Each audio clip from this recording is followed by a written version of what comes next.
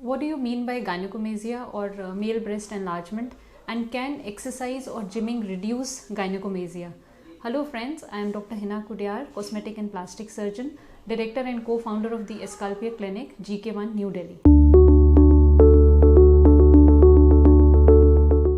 गायनेकोमेसिया और mail breast enlargement एक बहुत ही कॉमन कंडीशन है जो आजकल हमें देखने को अपनी ओपीडी में मिलता है and it is a cause of social embarrassment, psychological distress among the young males. So इसकी क्या क्या रीजंस हैं, किन कारणों से ये हो सकता है और क्या क्या ट्रीटमेंट मोडालिटीज़ हैं, ये आज हम डिस्कस करेंगे.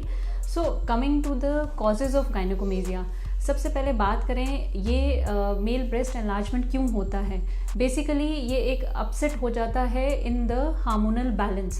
सो normally the testosterone levels are high in males, but अगर किसी भी कारण उनके टेस्टोस्टेरोन लेवल्स थोड़े से कम हो जाएं और ईस्ट्रोजन लेवल्स ऊपर हो जाएं तो उसकी वजह से जो मेल ब्रेस्ट है वो एनलार्ज हो जाती है और इस कंडीशन को हम गायनेकोमेसिया कहते हैं. Now what are the reasons for it. So reasons को हम कैटेगराइज कर सकते हैं. सबसे पहले कुछ मेडिकेशंस हैं जिनकी वजह से गायनेकोमेसिया होता है, जैसे कि एंटी एंग्जाइटी, एंटी डिप्रेसेंट्स हैं, कीमोथेरेप्यूटिक ड्रग्स हैं, एंटी एंड्रोजन्स. ये सब मेडिकेशंस की वजह से भी मेल ब्रेस्ट एनलार्जमेंट होती है, but it reverses back once the treatment is finished या फिर हम ड्रग्स स्टॉप कर देते हैं. दूसरा कारण है कुछ मेडिकल कंडीशंस जिसकी वजह से ये मेल ब्रेस्ट एनलार्जमेंट हमें देखने को मिलता है. उसमें बहुत कॉमन हाइपोगोनाडिज्म है, then there is hyperthyroidism, liver and kidney failure, और ये सब रीजंस की वजह से मेल ब्रेस्ट एनलार्जमेंट हो सकती है. और तीसरा जो कारण है जो कि नेचुरली देखने को मिलता है, that is during puberty, infancy and in the elderly. अब जो नेचुरल रीजंस की वजह से गायनेकोमेसिया होता है वो सिर्फ एक हार्मोनल इम्बैलेंस की वजह से होता है and it is usually transient and temporary और नॉर्मली रिवर्स कर जाता है back to normal. But in some conditions जैसे प्यूबर्टी में जो मेल ब्रेस्ट एनलार्जमेंट है वो कुछ महीने जैसे 6 months to 2 years में अपने आप कम हो जाता है, but sometimes it persist and it becomes a reason for social embarrassment among the young mails.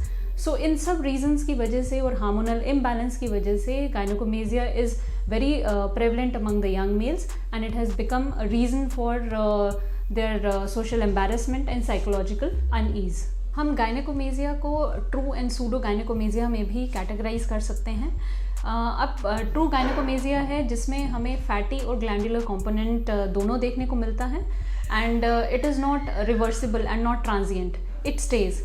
और जो सूडो गायनेकोमेसिया है वो नॉर्मली उन मेल्स में देखने को मिलता है जिनमें ओवरऑल वेट गेन होता है. तो वेट ओवरऑल जब बॉडी वेट गेन करती है तो चेस्ट में भी फैट डिपॉजिट होता है and that is known as pseudo gynaecomastia. And in such cases only the fatty deposition is seen, the glandular element is not enlarged in such case. Now coming to a very important question जो बहुत ही often clients हमसे पूछते हैं कि क्या exercise या gymming से गायनेकोमेसिया कम हो सकता है. सो अब जैसे मैंने ऑलरेडी डिस्कस किया कि there is a form of pseudo gynaecomastia and true gynaecomastia. अब एक्सरसाइज से उन पेशेंट्स में फ़र्क पड़ता है जो कि ओवरऑल वेट गेन करते हैं और जिनकी चेस्ट में फैट डिपोजिशन होती है, that is pseudo gynaecomastia. So pseudo gynaecomastia can improve with exercise. उसमें उनकी चेस्ट में भी जो फैट है वो भी कम हो जाएगा. बट जो ट्रू गायनेकोमेसिया है जिसमें फैट एंड ग्लैंडुलर एलिमेंट दोनों एनलार्ज होते हैं वो एक्सरसाइज से कम नहीं होता है. उसमें कम कुछ हद तक फैटी कंपोनेंट कम हो सकता है but the glandular component stage.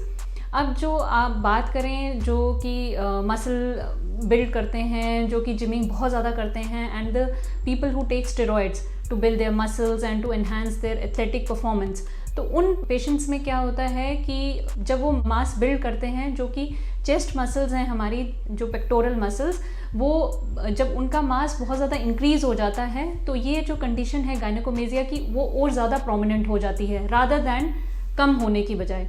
तो अगर हम स्टेरॉइड्स और जिमिंग बहुत ज़्यादा करेंगे तो उससे गायनेकोमेसिया की प्रॉब्लम हमेशा इंक्रीज़ हो जाती है, ना कि डिक्रीज़ होती है. Now coming to the treatment part. So gynaecomastia का जो ट्रीटमेंट है वो है सर्जिकल ट्रीटमेंट, जिसमें हम फैट रिमूव करते हैं with the help of liposuction and the gland is excised. So liposuction plus minus gland excision remains the mainstay of treatment for gynecomastia.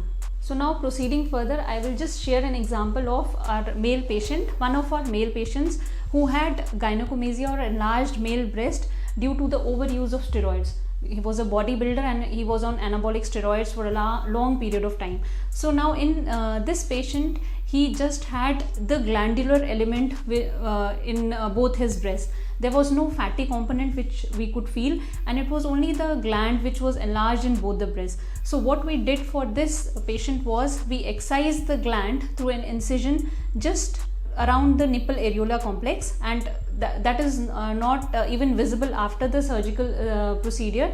So we excise the gland of both sides, and this is the post-operative result of the patient.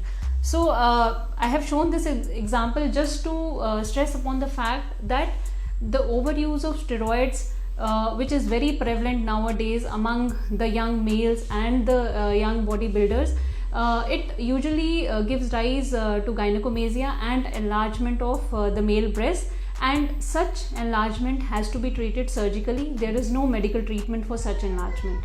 Friends, if there are any doubts still after watching this video, you can write to us or you can call us, and you can also subscribe to our YouTube channel, and also you can follow us on our Instagram handle by the name of _Escalpier. Thank you.